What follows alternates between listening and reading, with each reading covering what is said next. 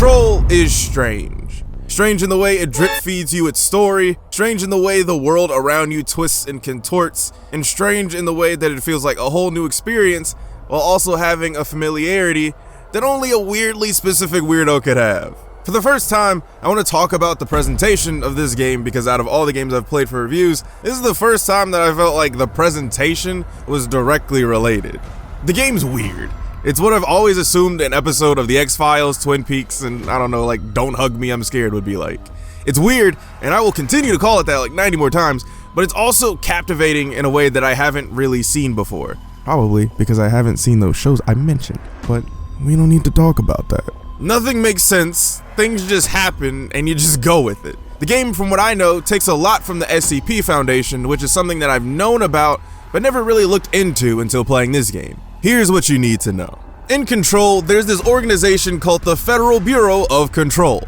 Now, I'm not a fan of the feds, and in this game, they prove that they are not to be trusted, but they study and contain these things called objects of power. These objects can be anything. Here's a couple of my favorites.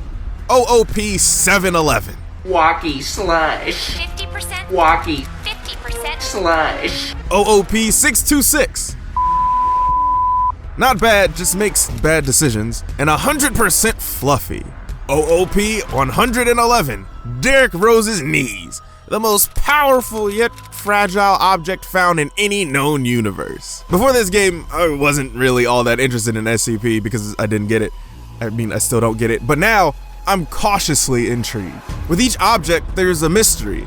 And usually that mystery is tied to some surreal existential idea that can't be understood by mortal minds. Or it's just cereal.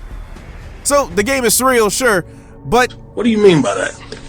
My girl Miriam says that it's marked by the intense irrational reality of a dream, and the homies at Urban Dictionary say that it's the way ghetto people pronounce cereal. Hey, full circle. So just like the word itself, surrealism is in itself all-encompassing and strange. I mean, that's cool, but what does that have to do with the game? Surrealism is in every part of it, but I think the most interesting place is in the game's presentation. The main location you're in is called the Oldest House, and it's the worst office building / rock quarry / old-timey hookah bar that you've ever seen, and it's constantly changing and moving you along. This will unfortunately be the second time that I say the location is a character in its own right. But it's true in this, just like it was true in Cyberpunk. However, in this game, it's even more apparent. The Oldest House is way more integrated in the story, world, and gameplay than almost any named character that isn't named Faden. The Oldest House and Control in general has this very specific style to it that I'm not artistically smart enough to know, but it's dope, I love it, and want more of it. Not enough to pay for the DLC because this is a cheapskates channel, but you get what I mean. What's the most interesting thing about Control to me is that it takes that surrealism and makes full advantage of it by being a game. Since I don't want to spoil any story beats, I'll just say that because this is a game, it can make you doubt things, feel things, and do things that no other medium could do. Collectibles make you doubt yourself and the world around you. Voices will speak to you in a tongue you don't know in a low hum that fades into the background like this game's theme song. And just when you think that floating people and fighting earthbenders is where the weirdness ends, you come across some dudes making their mixtape and you're just like, yeah, okay, this seems about right.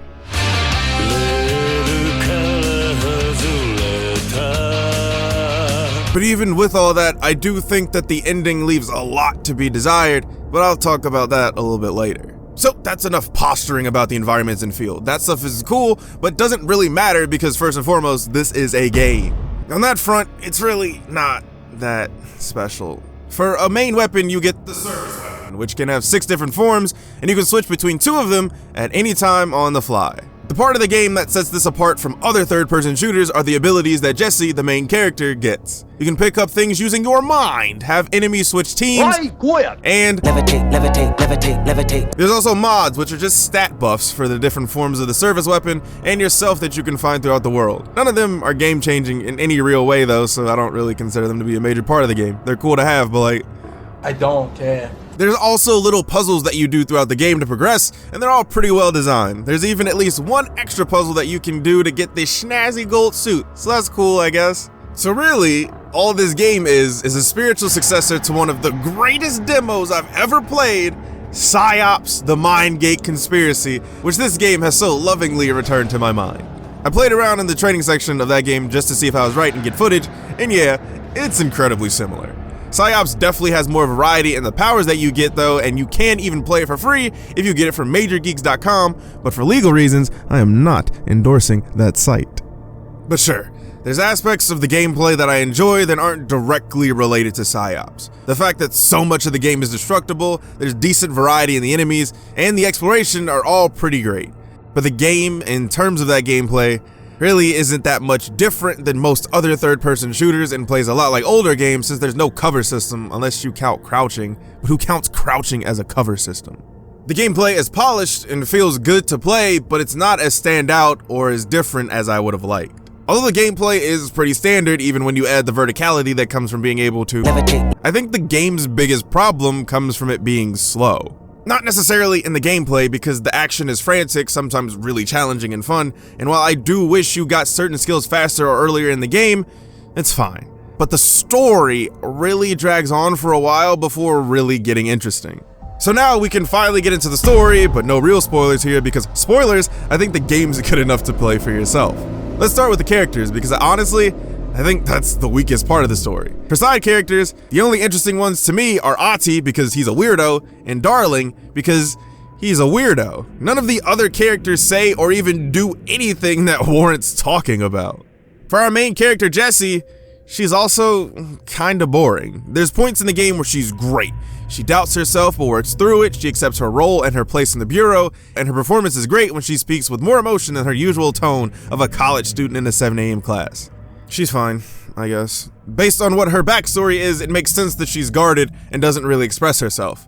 I haven't played Quantum Break or Alan Wake to know if Remedy like making bland main characters, or if it's just her. For the actual story, it's weird. If you're looking for a mystery game where you can't really be sure if what you're seeing is true, then this is the game for you. For me, it's always going to be up in the air if I like a story that doesn't give what I consider to be a fulfilling ending.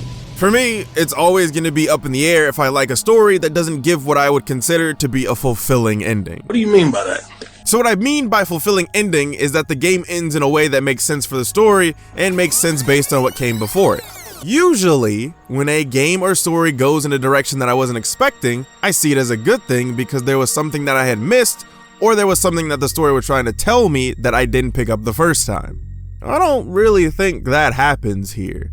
The ending felt incredibly safe and was made just so the game could continue so that you could finish side missions and play after the credits roll. I'm always going to be a fan of that because when a game ends and doesn't let you continue when it's obvious it should let you to finish it, I'm beyond mad, so kudos to Remedy for that. However, I think that decision really hampers how good the ending could have been. Usually, I don't care about the little collectibles that you find in the world because most of the time, it's inconsequential. I don't care what blood type the main character has, and I, for damn sure, don't care about what a character did while being locked up, but there are a few that are extremely interesting because I have no clue what they mean.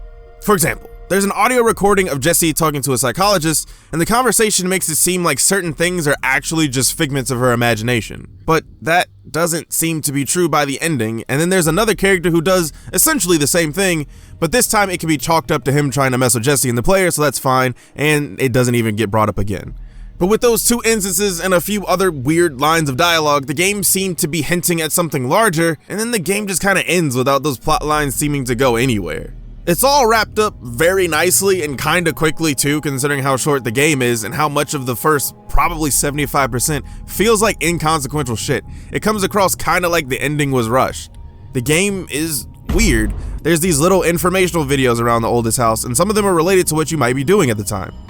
Okay. Other times, there's weird Puppet Pals ripoffs that seem to be made to explain some of the more hard to explain extra dimensional things happening to kids. And like, why? The Bureau isn't really just taking applications, and they definitely aren't just open to the public for fun bring your kid to work days either. Are the videos created by the Bureau, or are they products of an object of power that likes education in the form of puppets? I don't have the answer to these questions. And maybe I'm not supposed to either. This could be one of those it's the journey, not the destination type of things, and I did enjoy the journey once the story did ramp up. Maybe trying to distill my feelings about this game in the normal way isn't going to work. This game is weird, but sometimes it's good to be weird. Since this is the first modern game that I played on PC, I did want to talk about some weird issues that I had. However, since I also don't know what I'm doing, this might have also just been me being stupid. So I ran the game on high quality usually with motion blur and a film grain off, but I still ran into issues where text and other textures on certain surfaces looked like garbage, but I found that switching the far object detail from high to low and vice versa would help to fix it. I don't know if my laptop GPU just isn't good enough to handle them all the time, and if switching it would just reset it for that section, or what. But again, I don't know what I'm doing.